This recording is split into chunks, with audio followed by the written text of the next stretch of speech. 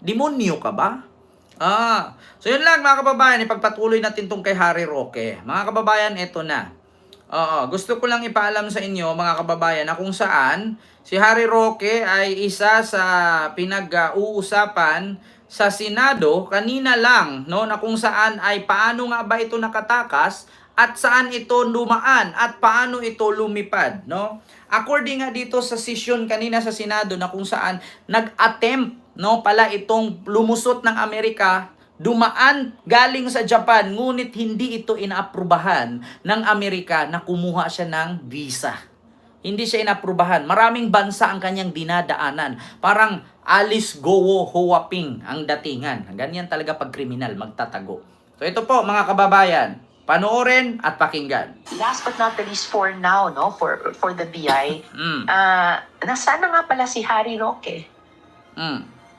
O hindi nyo alam kung paano nakatakas si Go Huaping, alam nyo ba kung nasaan si Harry Roque sa ngayon? Siniyasat ni Senate Subcommittee on Justice Chairperson Risa Ontiveros ang Bureau of Immigration hinggil sa kinaroroonan na ngayon ni dating presidential spokesperson Attorney Harry Roque. Diba? Mga kababayan, ngayon ninyo ipaliwanag sa mga putang inang bobo ninyong mga kasamang viewers dyan na supporter ni Duterte. Kung talagang malinis ang hanay ni Duterte, bakit si Harry Roque nagtatago? Aber? Kung malinis ang hanay ni Duterte, bakit si Harry Roque nagtatago? Huwag niyong sabihin na si Harry Roque hindi part ng Duterte administration. Si Harry Roque ang dating spokesperson ni Digong na bakla. Isang matabang bakla na abogado, di umano, na spokesperson ni Digong na may jowang model, no, na naka-joint account pa na hindi naman sila mag-asawa. Naka-joint account sa bangko. Hinulugan ng milyon-milyon. Diba? Dito tayo sa TikTok kasi may shortcut dito eh. Harry Roque. Dito tayo. in ano. Ayan, ito ha, mga kababayan. Nako, patay tayo dito. Harry Roque. And where, for God's sake, is Harry Roque? Hindi kayo Hindi pa rin Nasaan na nga pala si Harry Roque? Ma'am, excuse me No, kasi... no. Excuse me. Walis po ng Singapore yung wife, nagbound for Dubai. Pumunta rin po siya ng Japan. And hindi po siya nakaalis. Supposed to be bound for US. Pero denied flight. Diba? Nasaan si Harry Roque? Pumunta ng Singapore, lumipad ng Japan, magbound sana pang US, kaso hindi siya inaprubahan. Diba? So saan ngayon nagtago? Pumunta pa ng Dubai. Ngayon ninyo ipa-explain dito mga kababayan. Kung talagang malinis ang hanay ni Duterte, bakit si Harry Roque nagtatago at naging pugante? Yeah? Eto na. Ulitin natin. Nasaan na nga pala si Harry Roque? Ma'am, excuse me No, kasi... no. Excuse me. Walis po ng Singapore yung Pumapayat na si Roque. Nagbound for Dubai. Pumunta rin po siya ng Japan. And hindi po siya nakaalis. Supposed to be bound for US. Pero denied flight. For the BI, Ma'am Rita's Vlog, maraming salamat sa yung 5 euro super sticker. Thank you so much po. Bulok ang ating Bureau of Immigration. Ako nagsabi sa inyo mga kababayan, hindi po pwede sinahuran ka ng gobyerno, no? Ginastusan ka at nagbayad ang Pilipino ng tax para kamkamin ninyo mga hayop kayo dyan sa immigration. Hindi ko nila lahat Si Alice Go nakatakas, wala kayong ginawa. Indonesian authority ang nakahuli. Si Harry Roque nakalabas, wala pa rin kayong ginagawa. So anong saysay na nilagay kayo dyan na wala naman kayong silbi? Para kayong si Sara Duterte. Tinalagang Vice President of the Republic of the Philippines. Pero walang ginawa. My God, nakakahiya kayo. Magsi-resign na kayo dyan. Gayahin ninyo yung PCO. Ang daming nagsi-resign. Bakit? Ang daming ahas. Nasaan na nga pala si Harry Roque? Kung hindi nyo alam kung paano nakatakas si Go Huaping, alam nyo ba kung nasaan si Harry Roque sa ngayon? Is he still in Dubai? Kaya, hindi alam ng Bureau of Immigration kung nasaan si Harry Roque. Sir, kung ikaw man to, mag-resign ka na.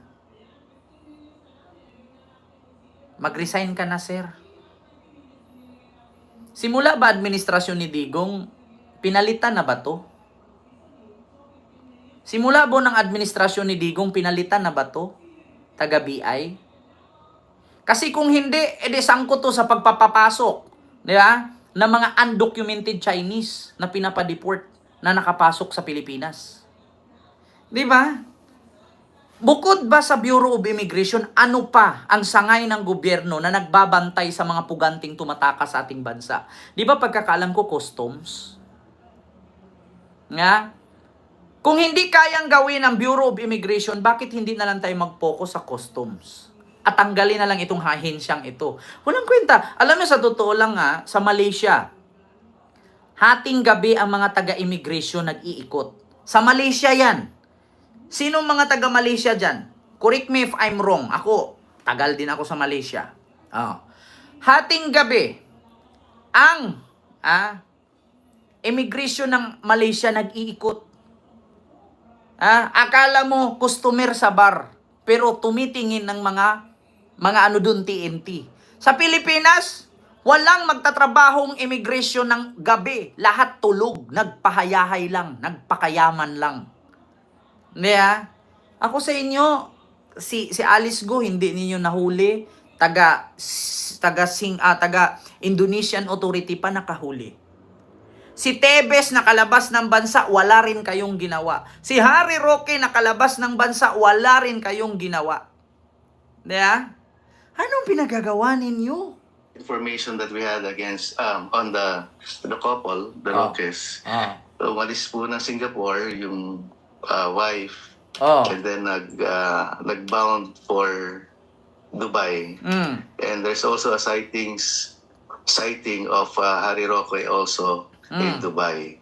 There's also an information na umalis po sila sometime December.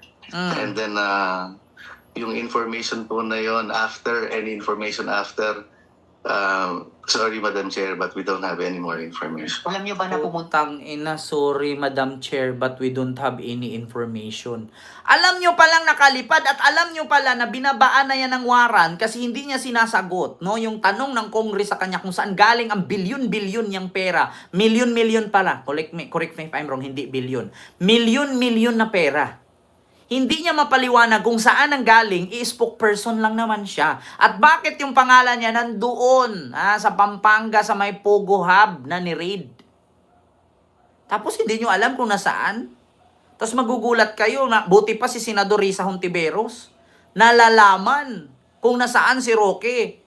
Dapat pala ang ginawa ninyo diyang Secretary of Bureau of Immigration, si Senador Risa Hontiveros na lang kasi mas marami pang alam kaysa sa inyo. Anong saysay ng intelligence fund ninyo at anong saysay ng mga pinapasahod sa inyo kung wala kayong kwenta? Siyang Shanghai for one day. Meron pong information pero wala po kaming validated proof. Pag-enter po siya ng China. Meron ba kayong information or validated proof na mula sa Shanghai, na isang araw lang ang tinagal niya doon, tumuloy siya sa Macau? Madam Chair, sorry, wala po kaming pero... Tragis na yan. Buti pa si Risa Hontiveros, Pumunta si Roque ng Shanghai, isang araw lang, tapos lumipad ng Macau. Buti pa si Risa. Alam niya. So, nasaan ang taga-immigration? Di ba bago lumabas ng bansa itong mga putang inang pugante na to? Di ba dadaan ng immigration? Bakit si Risa Hontiveros alam niya? So dapat pala tinanggal na lang ang Bureau of Immigration kung sa ganun. Napakahigpit ng immigration sa Pilipinas, putang inang yan. Hindi ko nila lahat pero mapapamura ka.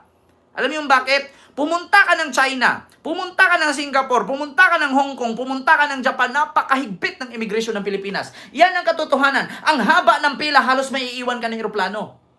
Bakit? Napakahigpit ninyo sa airport dyan sa NAIA. Kulang ka pag hindi ka nakalagay ng may tawag yung travel pass ba 'yon? Kung hindi ka naka-fill up noon, hindi ka palulusutin. Pag hindi ka nakasagot ng ayos, hindi ka palulusutin. Halos maiiwan ka ng eroplano. Pero putang ina, itong si Harry Roque, si Alice Go, na mga pugante, mga hayop, napapalusot ninyo.